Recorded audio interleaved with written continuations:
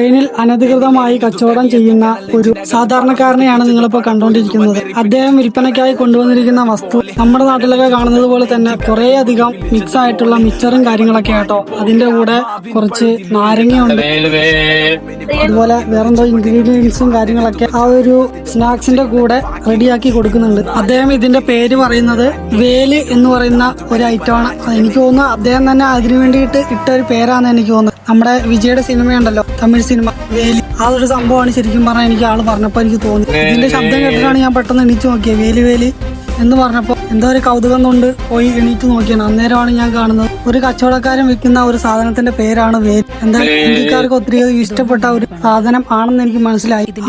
ആൾക്കാർക്ക് എന്തായാലും കൂടുതലായിട്ട് ഇഷ്ടപ്പെട്ട സാധനമായതുകൊണ്ട് തന്നെ എല്ലാവരും അത് വാങ്ങിച്ച് കഴിക്കുന്നുണ്ട്. കടല പൊതിഞ്ഞു കൊടുക്കുന്നത് പോലെയാണ് ആ സ്നാക്സ് പൊതിഞ്ഞു കൊടുക്കുന്നത്. അതിന്റെ റേറ്റ് വരുന്നത് 30 രൂപയാണ്.